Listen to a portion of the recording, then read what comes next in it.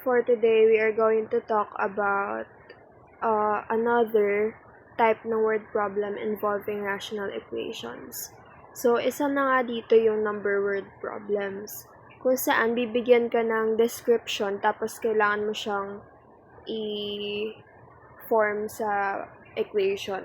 Ganon. So, bakit siya under rational equation? Kasi yung iba sa kanila kailangan mong isolve through rational expressions. Yung iba naman, hindi. Pero still, it's under rational equation. So, before that, ito yung mga listahan ng keywords na dapat alam natin.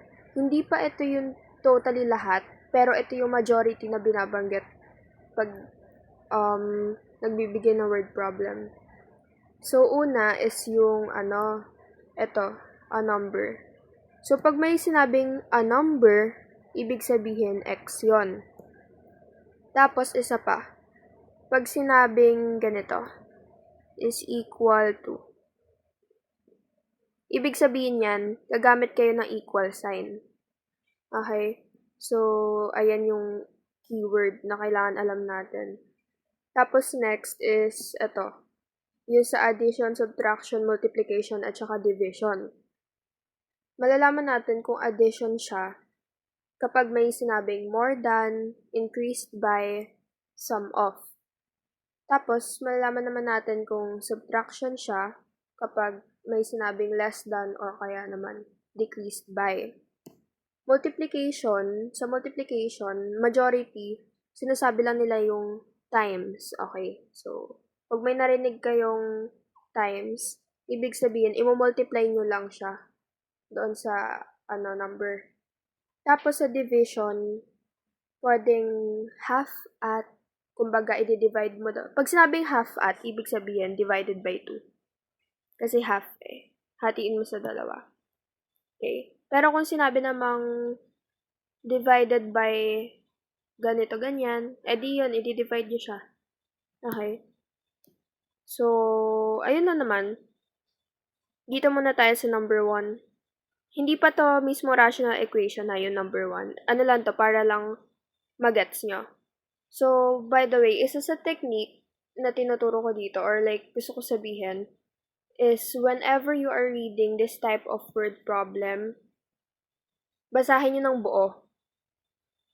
Kahit 2 beses, basahin nyo siya ng buo 2 beses. Tapos, tsaka nyo siya basahin per statement. O kunwari dito.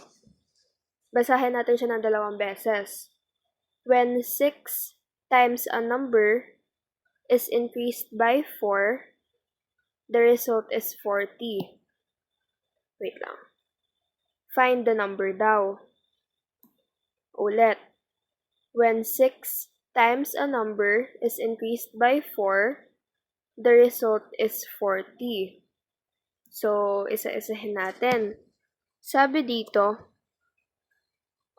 by the way, let x tayo. Let x be yung number, a number. Ito siya. So, ayan. Tapos, sabi dito, when 6 times a number, ibig sabihin, 6 is being multiplied doon sa number, it is being increased by 4. So, ibig sabihin, mag-a-add ka daw ng 4. Sabi dito. So, plus 4. Pero, hindi pa dyan tapos. Sabi, the result is 40.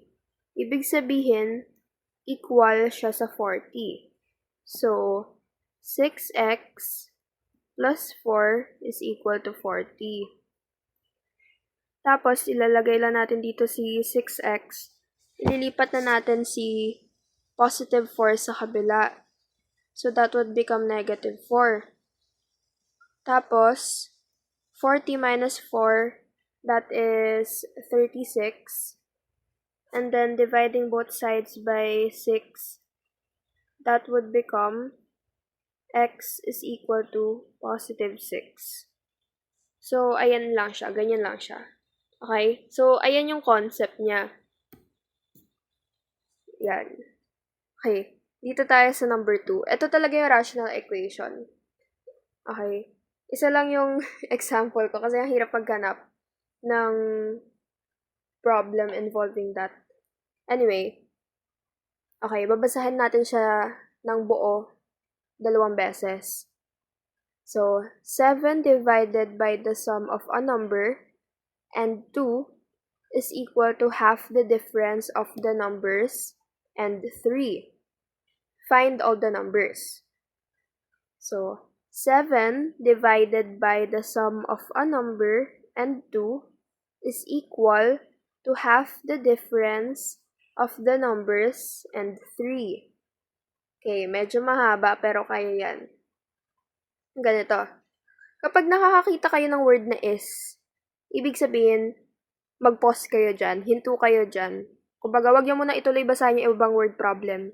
Kasi itong buong to, isang equation yan. Okay? Tulad dito, tingnan nyo. May nakita tayong 40, di ba? I mean, may nakita tayong word na is. Dyan tayo huminto kanina. So, ayun. So, sabi dito sa unang statement, 7 divided by the sum of a number and 2. Okay? So, 7 divided by the sum of a number. Ang number natin is si x. So, ayan. And 2. Ito daw. Ayan. So, ganyan daw yung itsura niya. 7, ito, divided, ito siya, naka-divide siya, by the sum of a number and 2.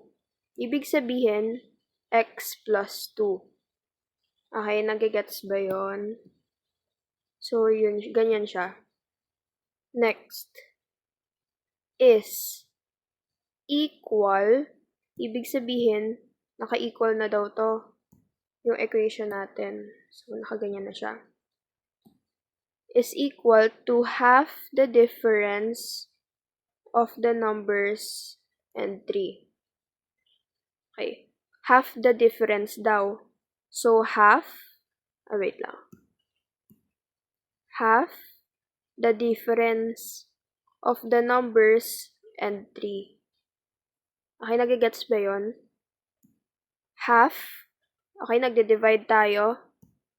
The difference of the numbers and 3. Yung magkakasama si x. Tapos, yung 3. So, ganun siya. Ngayon, ang next na natin gagawin is, isosolve na natin to. Kung mapapansin natin, this is actually an equality. Ibig sabihin, kailangan mag-equal tong nasa left side sa nasa right side. So, yun yung thought niya. At dahil simplified fraction naman to, pwede tayong mag-cross multiply. So, cross multiply natin to, and then cross multiply natin siya. Okay. So, 7 multiplied by 2 is equal to x minus 3 multiplied to x plus 2. And 7 times 2, that is positive 14. Tapos dito, pwede natin tong i-FOIL method. Pero gamit tayo ng ibang method. So, 6 minus 3, x plus 2. X times x is x squared. Negative 3 times x is negative 3x. Positive 2 times x, that is positive 2x. Negative 3 times positive 2 is negative 6. Tapos, i-add lang natin sila. So, ayan siya. So, ibig sabihin, itong binomial na to has a product of x squared minus x minus 6. Okay?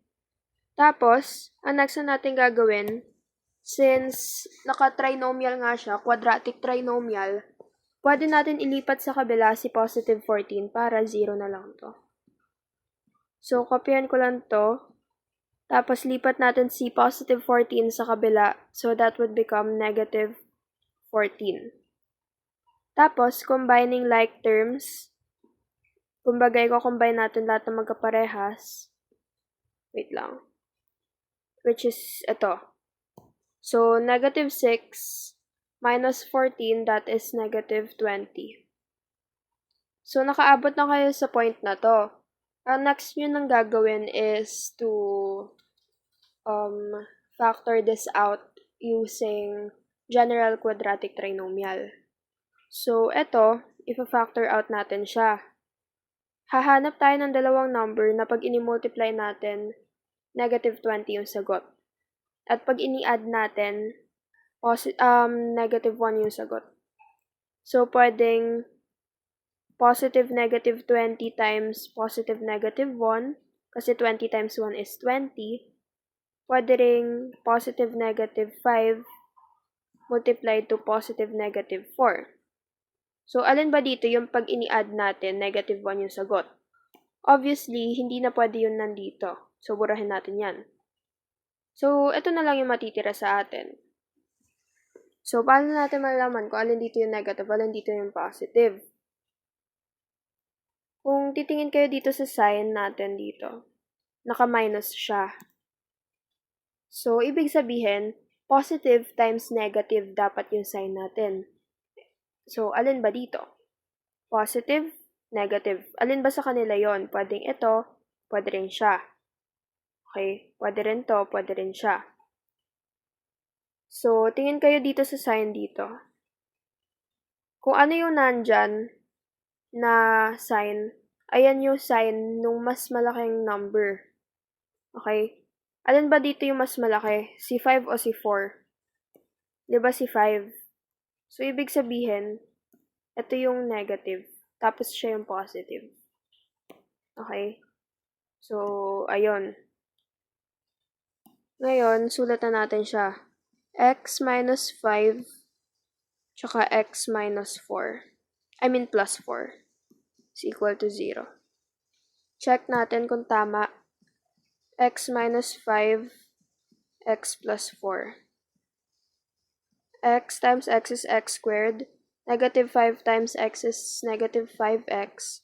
Positive 4 times x is positive 4x. Negative 5 times positive 4, that is negative 20. So, kung i-add natin silang lahat, tama naman siya. Okay? Ito pa rin yung sagot. So, yun. Ganun yung gawin nyo pag nagpa-factor kayo para hindi nagkakalituhan. So, since okay na to, at naka-equate siya sa 0, i-equate na natin silang pareha sa 0. So, this would become x minus 5 is equal to 0. Malilipat sa kabila si 5, so magiging positive 5. So, x plus 4 is equal to 0. Malilipat sa kabila si positive 4, magiging negative 4. So, ayan siya. So, alin dyan yung sagot nyo? Adi yung dalawang to. Okay? Ayan, ganyan lang.